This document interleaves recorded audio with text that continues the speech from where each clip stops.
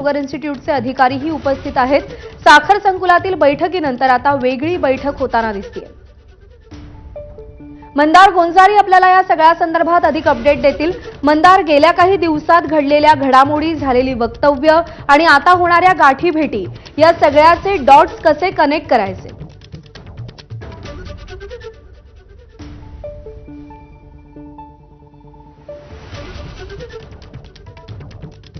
पुन्हा एकदा मंदार गोंजारी यांच्याशी संपर्क साधायचा प्रयत्न करूया। तर या घडीची अत्यंत महत्त्वाची बातमी, पुण्यातील साखर संकुलामध्ये शरद पवार आणि अजित पवार यांच्यामध्ये महत्त्वाची बैठक सुरू आहे।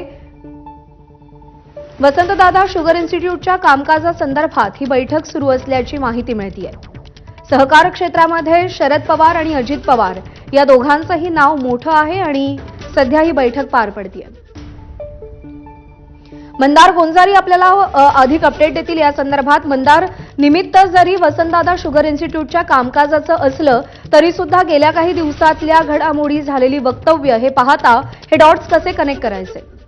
आता शरद पवार इथून निघालेले आहेत, इथून गेलेले आहेत ते, मात्र अजित पवार आणखी त्यांच्या इतर कामकाजासंबंधात या साखर संकुलमध्ये अधिकाऱ्यांची चर्चा करतायत। तर तुझा प्रश्न होता की डॉट्स कसे क्लिअर करायचे, तर आपण मगाचपासून जे सांगतो आहोत की ही जी बैठक आहे ती सर्वात आधी AI तंत्रज्ञानाचा कृषी क्षेत्रामध्ये वापर करावा यासाठी होती। ती बैठक पार पडली, त्यानंतर वसंतदादा शुगर इन्स्टिट्यूटच्या कामकाजासंबंधामध्ये काही अधिकाऱ्यांसोबत या नेत्यांनी चर्चा केली आणि गेल्या काही दिवसांमध्ये आपण हे जे बदललेलं चित्र पाहतो आहोत त्यामध्ये की अजित पवार आता जाहीरपणे शरद पवारांसोबत अशा बैठकांना किंवा अशा कार्यक्रमांना उपस्थित राहत आहेत। जे अजित पवार उपस्थित राहणं टाळत होते काही महिन्यांपूर्वीपर्यंत, ते अजित पवार आपल्याला बदललेले पाहायला मिळतात। सर्वात आधी वसंतदादा शुगर इन्स्टिट्यूटमध्येच जे कार्यकारी मंडळाची बैठक होती त्या बैठकीला काही दिवसांपूर्वीपर्यंत अजित पवार येत नव्हते, मात्र मागची जी बैठक झाली त्या बैठकीला अजित पवार आले आणि शरद पवारांसोबतच्या बैठकीला ते उपस्थित राहिले।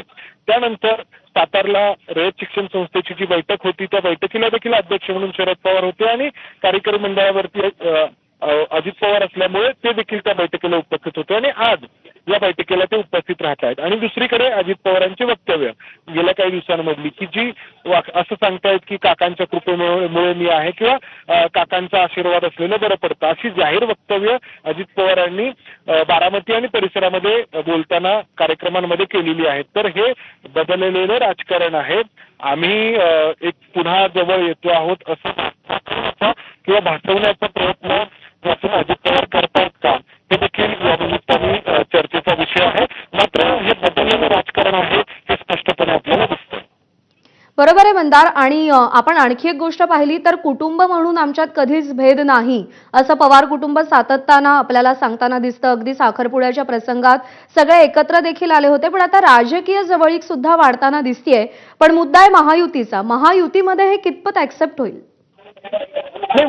महायुतीचा एकीकडे आपण दोन्ही डगरींवरती हात ठेवणं म्हणतो राजकारणात, तशा प्रकारे हे सगळं सुरू आहे। एकीकडे अजित पवार आणि त्यांचे सहकारी सत्तेमध्ये देखील सहभागी आहेत, स्वतःच्या काकांनी स्थापन केलेला पक्ष त्यांनी स्वतःच्या ताब्यात घेतलेला आहे आणि ते सत्तेमध्ये सहभागी आहेत। आणि दुसरीकडे काकांचे आपल्यावरती उपकार आहेत असंही अजित पवार सांगत आहेत। तर हे अजित पवारांचं राजकारण आहे आणि हे बदललेलं यासाठी आहे की काही दिवसांपूर्वीपर्यंत अजित पवार असं बोलत नव्हते, टीका करत होते शरद पवार आणि त्यांच्या धोरणांवरती प्रत्यक्ष अप्रत्यक्षरित्या। मात्र आता अजित पवार जे आहेत ते जुळवून घेताना दिसत आहेत। हे जुळवून घेणं त्यांना का गरजेचं वाटतंय, का ही वेळ त्यांच्यावरती का आलेली आहे हे देखील पाहावं लागेल। एकीकडे अजित पवार सत्तेमध्ये आहेत, राज्याचे उपमुख्यमंत्री आहेत, त्यांच्या पक्षातील अनेक नेते महत्वाच्या मंत्रिपदाचा कारभार सांभाळत आहेत। असं असताना शरद पवारांचा उपकार मांडण्याची किंवा त्यांच्याशी जुळवून घेण्याची वेळ अजित पवारांवरती का आलेली आहे? महायुतीमध्ये काही जे बदललेलं राजकारण आहे त्यामुळे अजित पवार ही अशी बदललेली वक्तव्य करतायत का की जाहीर की आणि त्याचबरोबर जाहीरपणे शरद पवारांसोबतच्या बैठकांना किंवा कार्यक्रमांना हजेरी लावतायत का, याची देखील चर्चा महाराष्ट्रामध्ये होणार आहे। जसं मंदार तुम्ही उल्लेख केलात की अजित पवार सातत्यानं शरद पवारांवर टीका करत होते, अजित पवारांसोबत गेलेले नेते सुद्धा शरद पवारांवरती टीका करत होते। आता सध्या जे दिलजमाईचे सूर आळवले जात आहेत अजित पवारांकडून, शरद पवार त्याला सकारात्मक प्रतिसाद देतील मागचं सगळं विसरून, त्यांचं एकूण राजकारणाची पॅटर्न बघता? शरद पवारांच्या मनामध्ये काय आहे हे आजपर्यंत भल्याभल्यांना जोखता आलेलं नाही किंवा सांगता आलेलं नाही. संभ्रम मात्र शरद पवारांच्या राजकारणाचा स्थायी भाव राहिलेला आहे की शरद पवार काय करतील किंवा काय करणार नाहीत याबाबतच्या चर्चा महाराष्ट्रामध्ये वर्षानुवर्ष होत आलेल्या आहेत आणि या चर्चांच्या निमित्ताने जे काही वातावरण तयार होतं किंवा जो काही संभ्रम निर्माण होतो तो शरद पवारांच्या राजकारणाचा एक भाग राहिलेला आहे. आता देखील अशाच स्वरूपाची चर्चा होते की अजित पवारांच्या या सगळ्या वक्तव्यांना किंवा या राजकारणाला शरद पवार प्रतिसाद देतील का. तर आतापर्यंत आपण पाहिलं की असा संभ्रम निर्माण केला गेलाय, मात्र शरद पवारांनी प्रत्यक्ष भाजपसोबत सत्तेत होणं कधीही स्वीकारलेलं नाही आणि त्यामुळं आता शरद पवार आजपर्यंत जे त्यांनी केलेलं नाही ते करतील का हे पाहावं लागेल. मात्र आज सगळ्यात असा संभ्रम तरी निर्माण झालाय. आपण जी चर्चा करतो आहोत ती याच्या आधी देखील अनेकदा केली गेली आहे, मात्र प्रत्यक्षात शरद पवार सत्तेत मात्र सहभागी झालेले नाहीत. यावेळी काय वेगळं होतं का हे पाहावं लागेल. जे राजकीय अभ्यासक आहेत ते याचं आणखी विश्लेषण करू शकतील.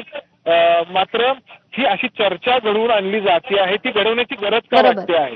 मुळामध्ये ही चर्चा अजित पवारांकडून घडवून आणली जाते किंवा अजित बरोबर आहे. ही चर्चा स्वाभाविकपणे घडतीये की ती घडवली जाते, हेतू पुरस्सर या सगळ्या गोष्टी होत आहेत, हे आता गेल्या काही दिवसांमधल्या घडामोडी आणि पुढे घडणाऱ्या घडामोडी यानंतर स्पष्ट होईल. मंदार, धन्यवाद केलेल्या सविस्तर विश्लेषणासाठी.